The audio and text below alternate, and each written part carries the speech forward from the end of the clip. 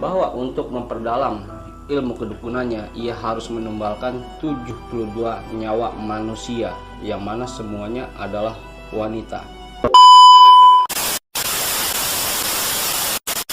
Suraji dengan tega mencekik korbannya tersebut hingga meninggal dunia. Setelah diketahui bahwa sang korban sudah tidak lagi bernyawa, barulah Suraji melakukan ritualnya, itu menghisap air liur dari sang korban tersebut.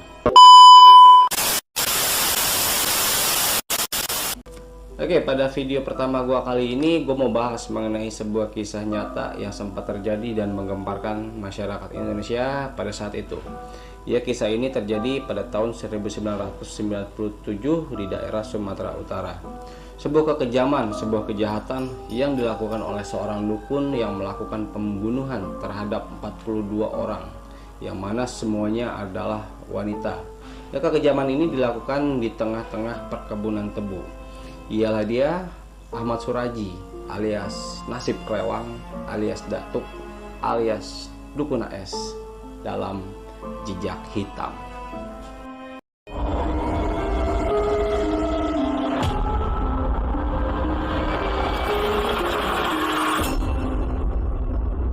Kisah ini benar-benar terjadi. Mungkin bagi teman-teman generasi kelahiran tahun 90-an sudah tidak asing dengan kisah ini. Kisah ini terjadi di Desa Dusun Aman Damai, Kecamatan Sunggal, Kabupaten Deli Serdang, Sumatera Utara. Ahmad Suraji dikenal sebagai seorang dukun di tempat tinggalnya. Ahmad Suraji tinggal bersama 3 orang istrinya yang merupakan kakak beradik, dengan istri pertama bernama Tumini, istri kedua bernama Tuminah, dan istri ketiga bernama Ngatiah. Ia tertarik mempelajari ilmu perdukunan sejak usia 12 tahun. Ia belajar melalui buku dari peninggalan sang ayah, yang berarti sang ayah juga berprofesi sebagai seorang dukun semasa hidupnya. Hingga pada suatu hari, Ahmad Suraji mengaku mendapat bisikan gaib. Ia didatangi oleh arwah mendiang sang ayah. Dalam pengakuannya, sang ayah berpesan bahwa untuk memperdalam ilmu kedukunannya, ia harus menumbalkan 72 nyawa manusia, yang mana semuanya adalah wanita, agar ia bisa mendapat sebuah kesaktian yang tidak terkalahkan, sekaligus dipercaya mampu menolong hingga mengobati orang lain. Atas bisikan tersebut, Suraji benar-benar melakukan apa yang menjadi petuah sang ayah. Mulailah diburu sejumlah perempuan untuk dijadikan tumbalnya. Suraji membuka praktek perdukunannya dengan berbagai macam pelayanan, mulai dari pasang susu kecantikan, penglaris usaha atau dagangan, masalah perjodohan hingga masalah keluarga. Pada prakteknya, Suraji melakukan aksi ini dibantu oleh istri pertamanya bernama Tumini. Pada awalnya sang korban merasa takut, namun karena sudah mempercayai apa yang dikatakan Suraji, akhirnya sang pasien pun menurut saja. Sang pasien diajak ke tengah perkebunan tebu yang sebelumnya Suraji sudah mempersiapkan segala alat yang dibutuhkan, seutas tali, karung, hingga karpet sebagai alas. Sang pasien diminta untuk melepaskan semua pakaian yang digunakan. Kemudian Suraji mengikat tangan dan kaki pasien tersebut. Alih-alih membaca mantra, Suraji dengan tega mencekik korbannya tersebut hingga meninggal dunia. Setelah diketahui bahwa sang korban sudah tidak lagi bernyawa, barulah Suraji melakukan ritualnya, itu menghisap air liur dari sang korban tersebut. Kemudian Suraji mengubur jasad korbannya tersebut tanpa busana sama sekali, yang kemudian Suraji dan istrinya menggasak seluruh harta benda yang dibawa oleh sang korban. Modus kejahatan ini terungkap dengan tidak sengaja. Salah seorang warga melihat gundukan tanah di area perkebunan tebu dan menggalinya.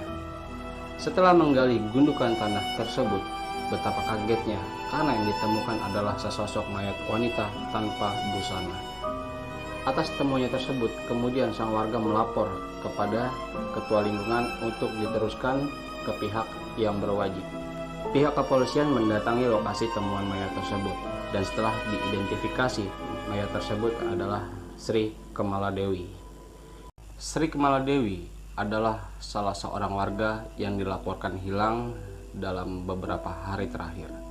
Pada awalnya, polisi mencurigai pelaku pembunuhan Dewi adalah suaminya sendiri.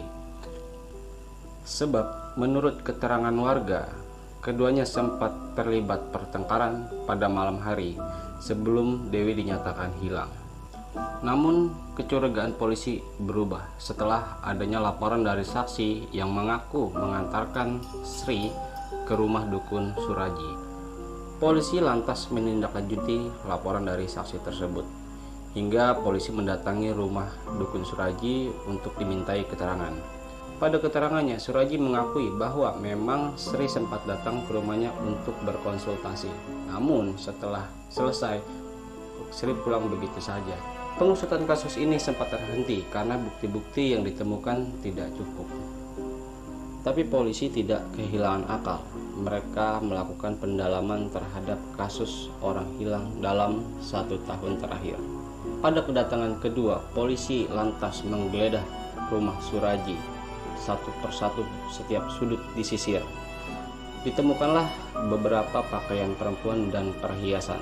Barang-barang bukti itulah yang membuat akhirnya Suraji ditangkap dan digelandang ke kantor polisi untuk dimintai keterangan lebih lanjut.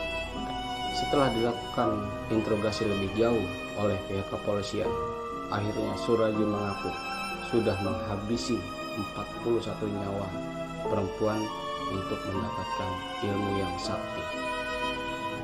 Tidak cuma menghabisi nyawa para korbannya, Suraji juga menyikat harta-harta barang-barang berharga milik korban-korbannya tersebut. Atas perbuatannya tersebut, Ahmad Suraji dijatuhkan hukuman mati. Tepatnya pada tanggal 10 Juli 2008, Ahmad Suraji dieksekusi mati. Suraji ditembak oleh 3 orang brimob tepat di dadanya. Yaitulah kisah kekejian dari dukun Suraji. Semoga menjadi pelajaran bagi kita semua. Itu aja, terima kasih, sampai jumpa.